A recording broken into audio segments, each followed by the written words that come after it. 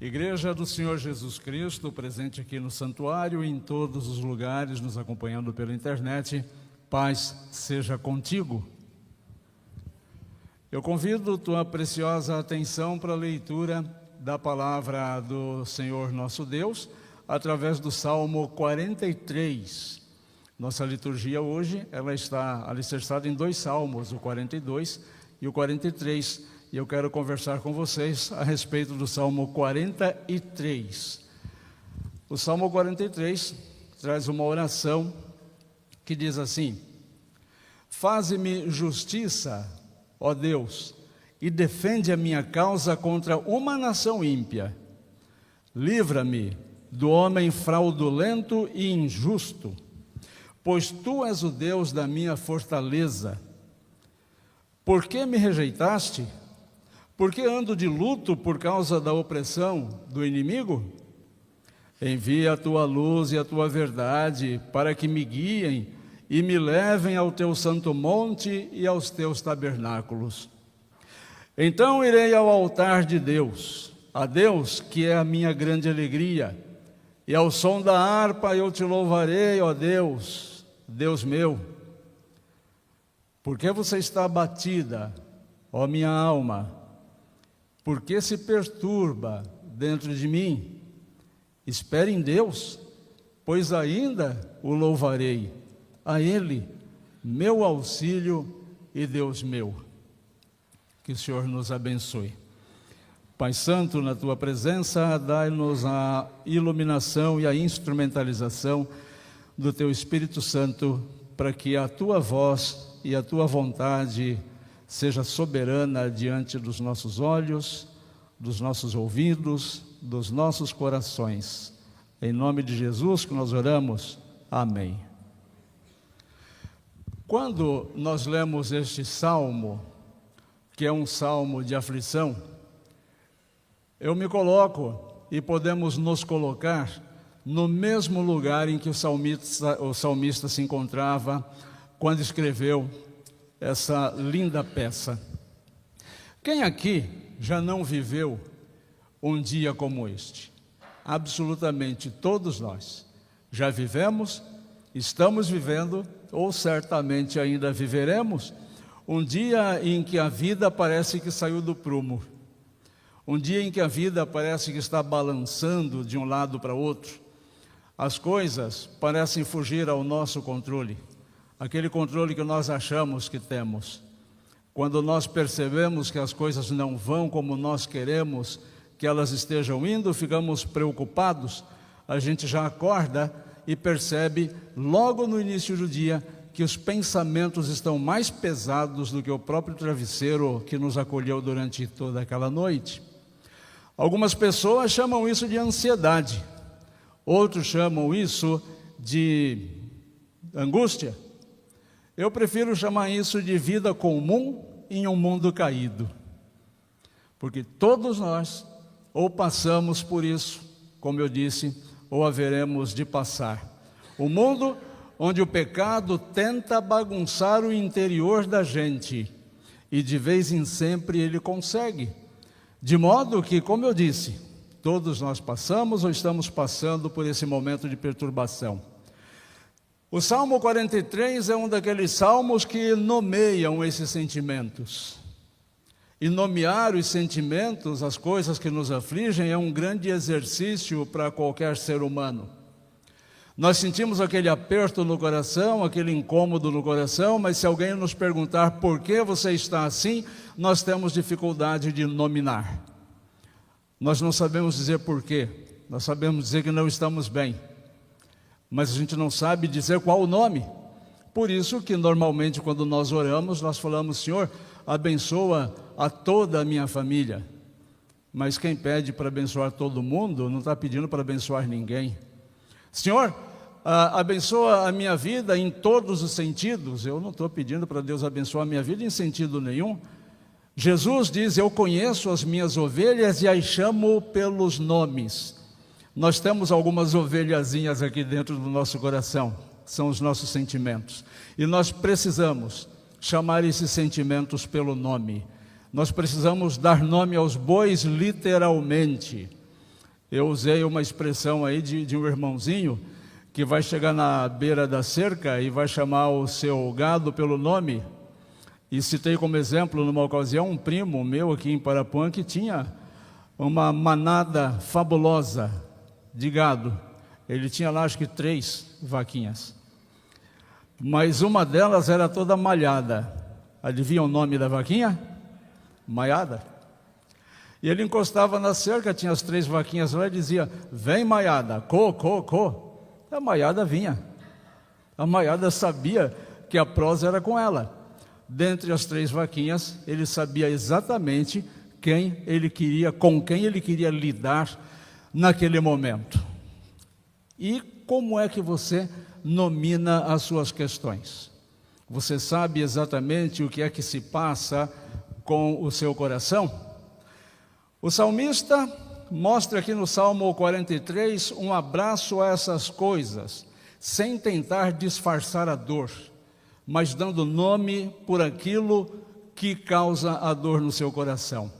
Mas não só isso, o salmista também aponta o caminho da esperança, e é sobre isso que eu quero conversar com você nesta noite, sobre esse caminho da esperança.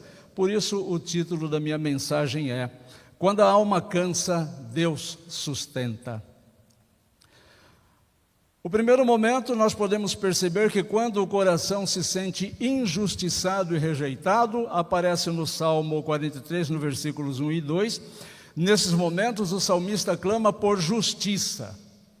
Nós clamamos também por justiça quando as coisas saem, como eu disse, do controle que nós achamos que temos.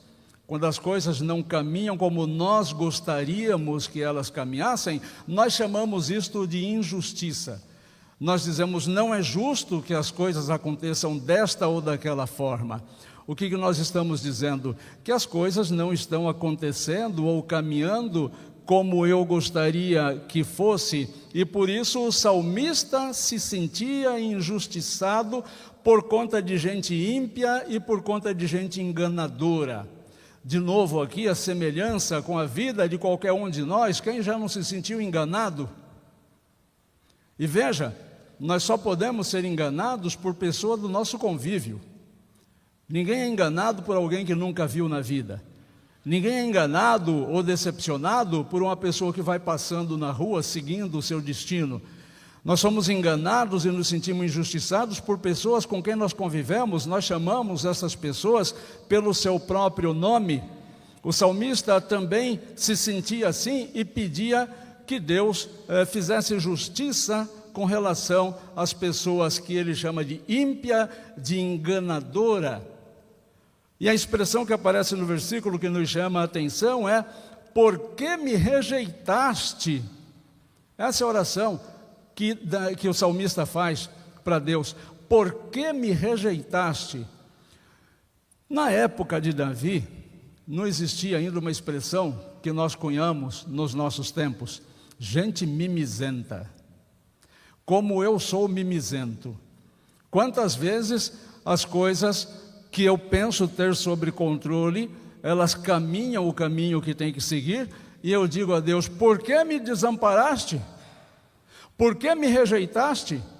Porque o Senhor não agiu de forma que aquelas situações ficassem do jeito que eu gostaria que ficasse?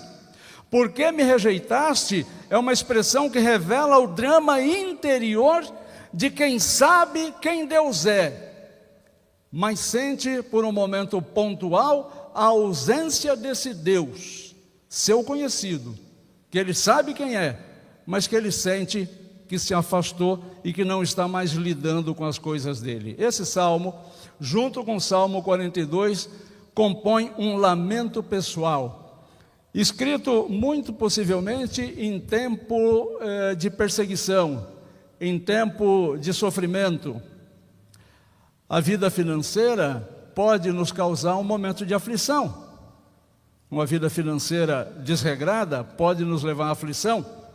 Os conflitos familiares, sim, eles podem nos levar a momentos de aflição.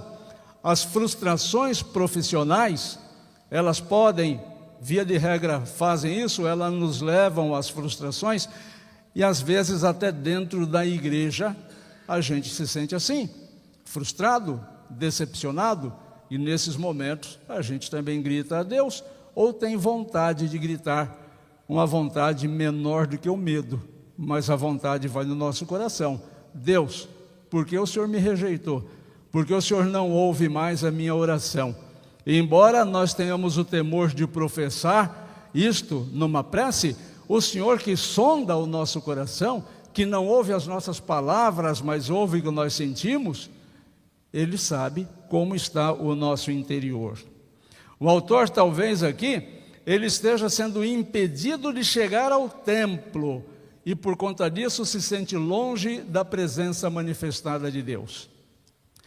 Na época em que este salmo foi escrito, as pessoas tinham a convicção de que Deus estava no templo, o que seria hoje a igreja.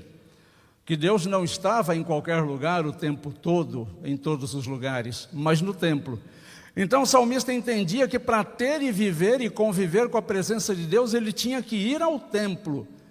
E numa situação de guerra e de perseguição, esta locomoção até o templo estava impedida, estava impossibilitada, e por isso ele não conseguia chegar a um lugar onde as suas orações podiam ser feitas.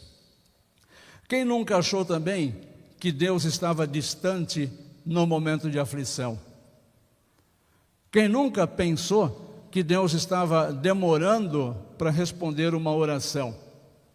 Por conta da vida financeira apertada, por conta de problemas em todos os lugares, nos relacionamentos de fé, nos relacionamentos familiares, nos diversos relacionamentos. E a oração aparece, ainda que não pronunciada: Senhor, por que o Senhor me rejeitou? O texto nos ensina que nós podemos abrir o coração diante de Deus sem máscara nenhuma. E aqui vai uma lição importante. Quando nós vamos orar a Deus, nós devemos fazer isto sem máscara, porque Deus não é homem que possa ser convencido por palavras elaboradas. O Senhor vê o coração, o homem vê a aparência externa. O homem se incomoda com o que é falado, o homem se incomoda com o que é demonstrado. Deus visita o mais profundo do coração. Então, quando você tiver que fazer uma oração e você estiver com raiva, diga isso a Deus: Senhor, eu estou com raiva, e eu não quero sentir raiva, tira essa raiva do meu coração. Ou diga para Deus: Senhor, eu nunca tive tanto medo quanto o medo que eu estou sentindo agora, e esse assunto não me deixa confortável, esse sentimento me consome. Senhor, tira esse medo do meu coração. E diga por que você está com raiva, e diga por que você está com medo. Diga para Deus, use as palavras. O Senhor consegue te compreender perfeitamente. Veja o que Jesus disse numa outra ocasião: o Senhor busca aqueles que o adorem em espírito, ou seja, o seu ser imaterial em contato com um Deus imaterial. Mas ele diz que buscam os adoradores que o adorem em espírito e em verdade. Então, se você se aproxima de Deus e não rasga o seu coração, e não diz exatamente o que você está sentindo naquele momento de oração, a sua oração é mentirosa. Porque Deus busca quem o adore em espírito e em verdade. Então não é pecado você dizer exatamente o que você está sentindo a Deus. Pecado é você sentir e não colocar isso diante de Deus. Porque o Deus que colocou todos os sentimentos que você tem aí no seu coração, Ele sabe quando você dá um uso pecaminoso para um sentimento bom que Ele colocou no seu peito. Então, quando você perde o controle dos seus sentimentos, coloca isso diante de Deus. Senhor, eu estou ansioso, essa ansiedade está me consumindo, eu não quero ficar assim, tira essa ansiedade do meu coração. Uma segunda coisa, quando a alma precisa de direção verdadeira, que está no versículo 3º do Salmo 43, é a forma do salmista reconhecer que sem a luz e sem a verdade de Deus, a alma se perde, e se perde feio. O salmista aqui não busca, como um ser humano desavisado faria, uma solução imediata para os seus problemas. Esse talvez seja o maior pecado da nossa era, o imediatismo. Nós queremos tudo, queremos agora e queremos do nosso jeito. Isso é imediatismo. Ele não pede uma solução instantânea, ele pede a luz de Deus para ele enxergar onde ele está errando. Consegue perceber essa nuance no texto? O salmista não pede, Senhor, resolve essa questão para mim. O salmista não pede, Senhor, cuida deste caso para mim. Não, ele não pede nada disso. Senhor, concede esse milagre nesta causa para mim. Não, ele não pede isso. Ele pede iluminação da palavra para ele entender qual é a vontade de Deus para a vida dele, para que então ele se submeta à vontade de Deus para aquela situação. É isso que o salmista está dizendo. Se todos nós temos problemas e nós os temos o tempo todo, como eu costumo brincar com vocês, quando nós resolvemos o problema número 1, o problema número 2 é promovido. São iguais questões sociais que o próprio Jesus diz, os pobres sempre os tereis convosco. Você dá uma cesta básica para uma pessoa, aparece outro na fila. Não vence de entregar a cesta básica. Porque a questão não são as mazelas sociais, a questão é a dureza e a escuridão do pecado do ser humano, do coração pecaminoso do ser humano. E sem a palavra de Deus, o ser humano se perde. Porque sem a palavra de Deus, cada um quer resolver o problema do seu jeito, do jeito que acha que é. E quanto mais nós tentamos resolver do nosso jeito, mais nós nos afastamos da palavra de Deus. Quantas pessoas hoje estão mergulhadas em conselhos vazios? São pessoas mancas se escorando em outras pessoas mancas, caem os dois. Quantas vezes nós buscamos solução no ponto de vista de outro pecador, tão pecador quanto eu, tão pecador quanto você, e nós depositamos nas palavras daquela outra pessoa a redenção dos nossos problemas. E nós colocamos alguns, inclusive, achos no lugar. Exatamente como o diabo fez com Eva. O que Deus disse? Eva disse, Deus disse isso e aquilo. Aí o diabo disse, eu acho que não é isso que Deus quis dizer. Foi lá que começou esse tal de eu acho que não foi isso que Deus quis dizer. E de lá para cá estamos nós aqui, vivendo um problema atrás do outro. Nós somos especialistas em resolver problemas e pagar boletos. É só para isso que a gente vive. É só para isso que a gente vive. Então, o que o salmista vem nos mostrar é que nós devemos nos afastar de conselhos vazios. Quantos de nós fazemos superficiais devocionais? Vou fazer a minha devocional. Faz a devocional. Menos de 5 segundos depois, não lembra mais nada do que leu, do que ouviu. Tem gente que lê a Bíblia inteira. Uma vez uma pessoa me disse isso. Terminei de ler tantos livros da Bíblia. E eu disse, qual parte você escolheu para colocar em prática na sua vida? Tem gente que já leu a Bíblia 8, 10, 15 vezes inteirinha, mas não coloca absolutamente nenhum conceito da Escritura em prática na sua vida. É aquilo que o apóstolo fala. São pessoas que olham para o espelho, semelhantes a pessoas que olham para o espelho, se afastam e não lembram mais como é seu rosto. Assim somos nós, quando nos aproximamos de soluções fáceis, buscamos conselhos de outros seres humanos para resolver os nossos problemas, porque nós achamos que não é bem isso que Deus quis dizer, não é bem isso que Deus quis falar, não é bem isso que Deus quer que eu faça. Eu vou ver o que a minha melhor amiga me fala, porque isso que Deus está falando aqui parece que não faz muito sentido. Eu vou ver o que o meu melhor amigo me fala sobre isso, ainda que Deus fale sobre isso, mas é melhor eu ouvir o que o meu melhor amigo diz sobre esta questão. Quantas pessoas se aprofundam em angústias inacabáveis, intermináveis, sem perceber ou não querendo perceber que a Bíblia é a luz e a verdade de Deus. É nela que a alma encontra rumo e segurança, e não os encontra em nenhum outro lugar. Em nenhum outro lugar.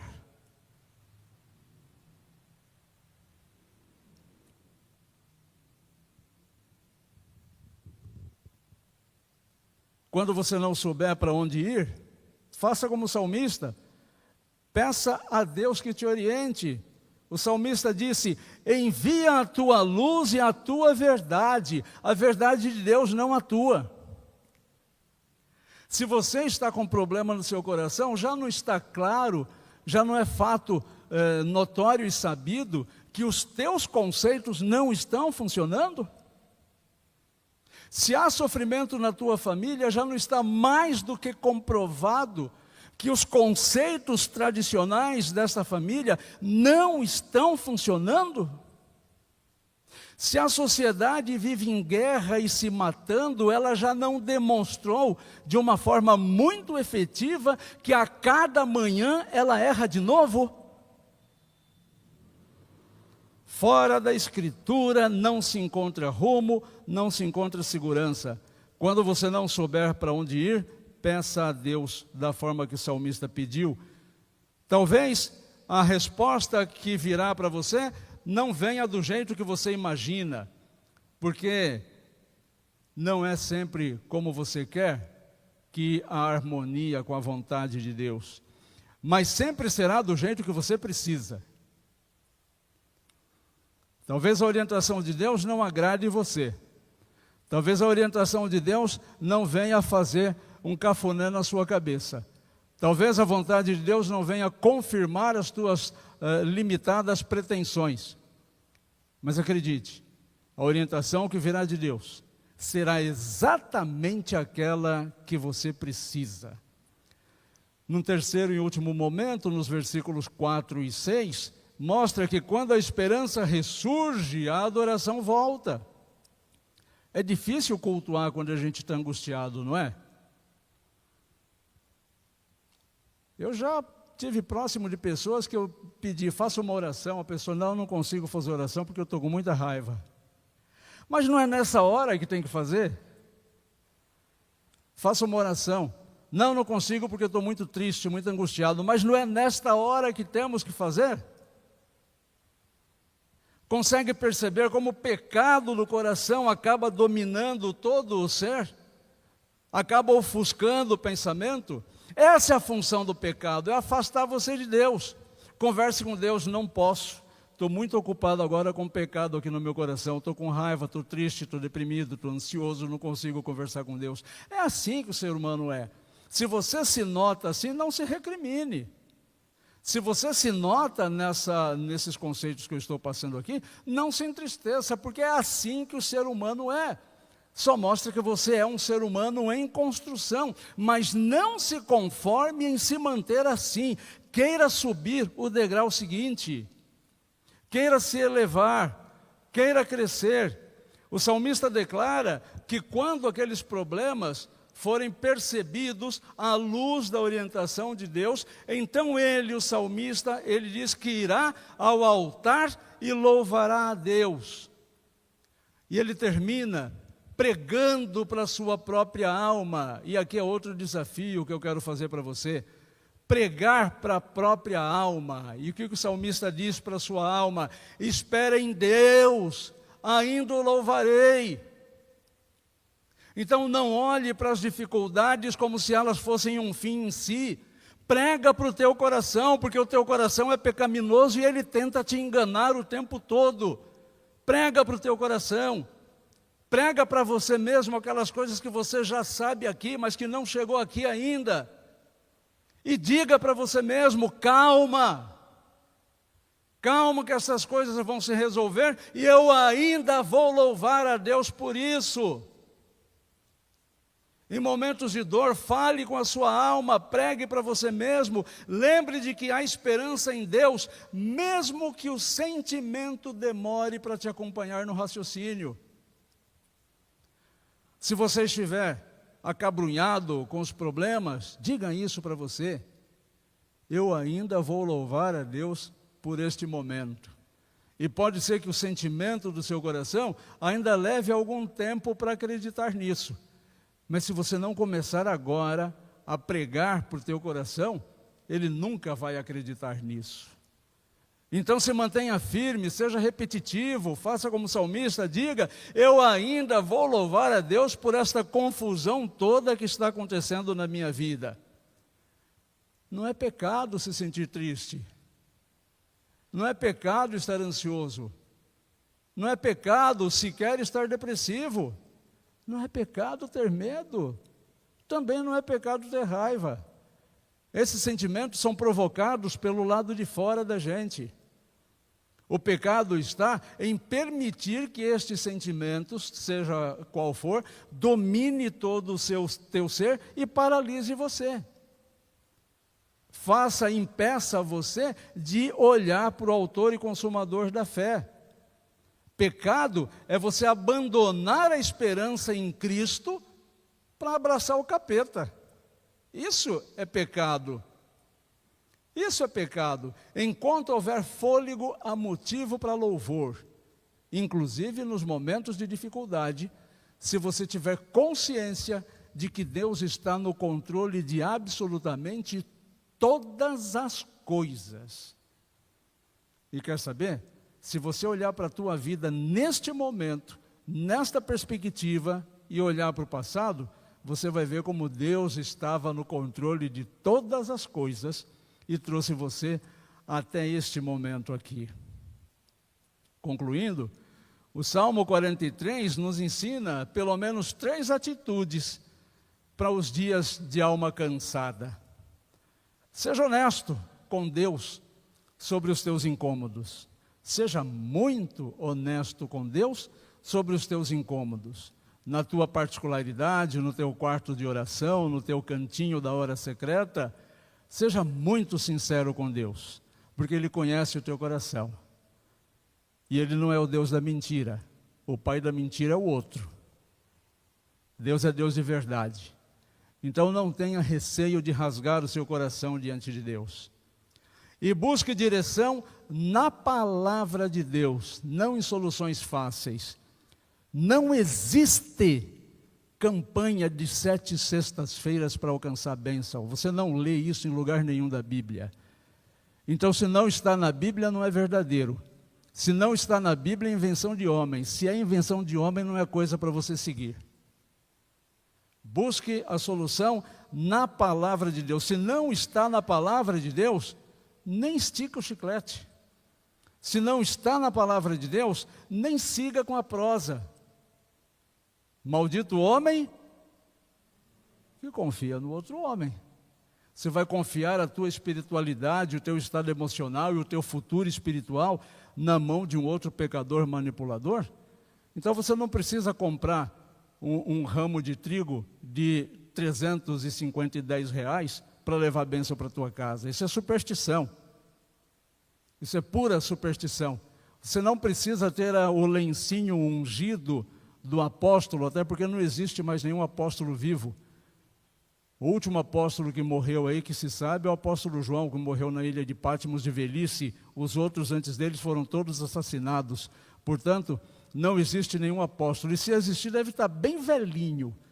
Porque a qualidade para ser apóstolo é ter andado com Jesus.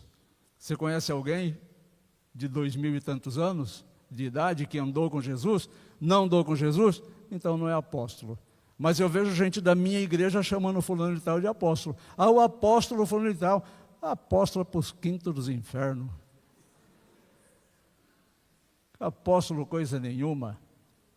A heresia sonda. A heresia, que é um pecado, sonda os corações, e ela quer entrar para ensinar você a depender do apóstolo, a depender do profeta, a depender do pastor, a depender do padre, a depender do pai de santo, a depender do amigo, do patrão, do político. São todos comedores de arroz e feijão igual você. Busque solução na palavra de Deus, não em soluções fáceis. Não adianta queimar vela de ponta cabeça, como eu já fiz muito tempo. Não adianta acender velinha para o santinho, como eu fiz por muito tempo. Solução fácil, foge disso, é mentira. E quem é o pai da mentira?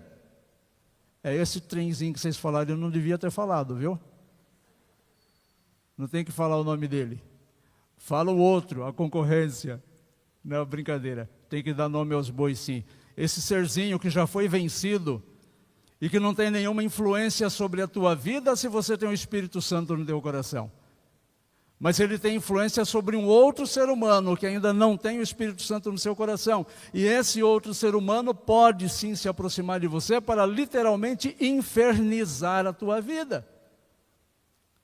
Se você esperar desse outro ser humano a direção para todos os seus sentimentos.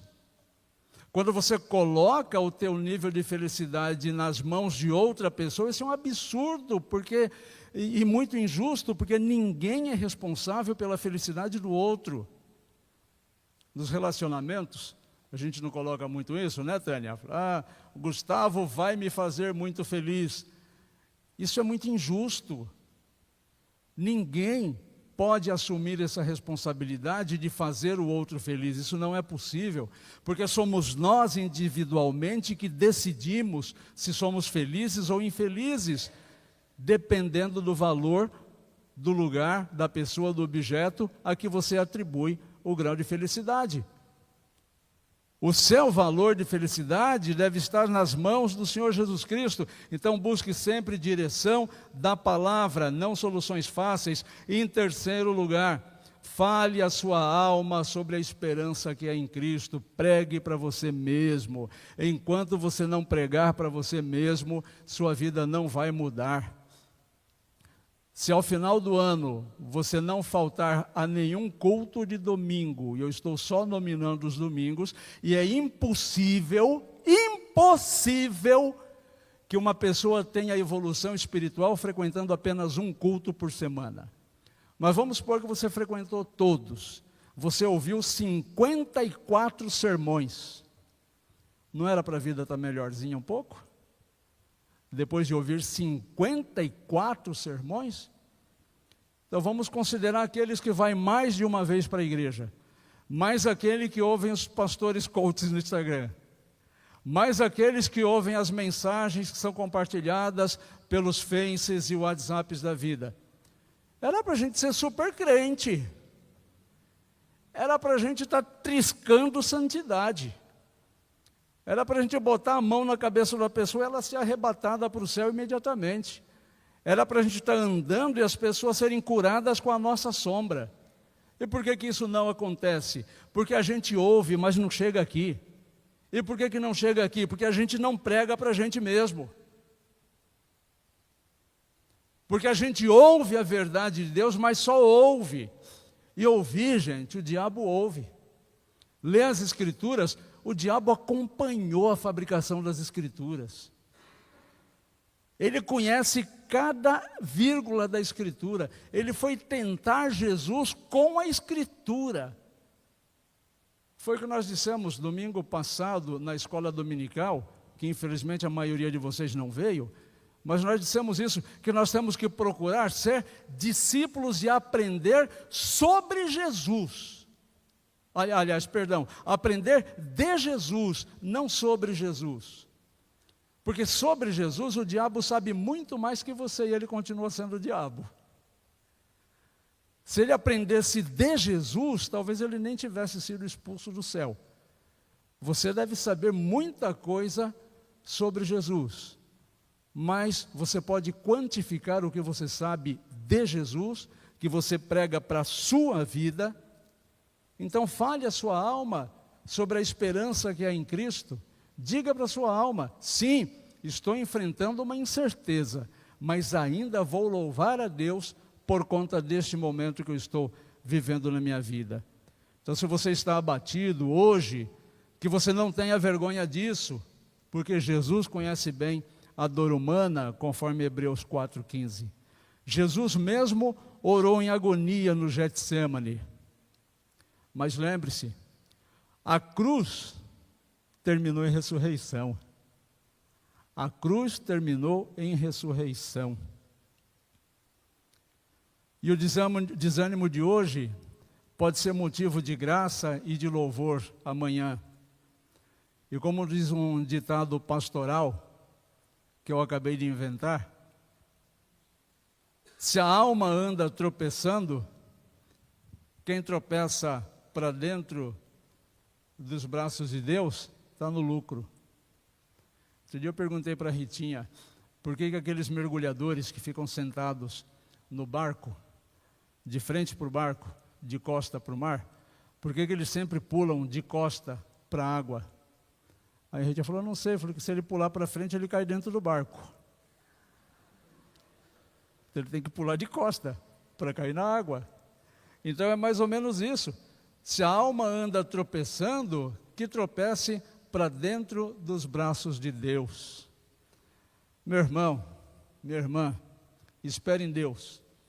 Você ainda vai cantar de novo. Que Deus nos abençoe.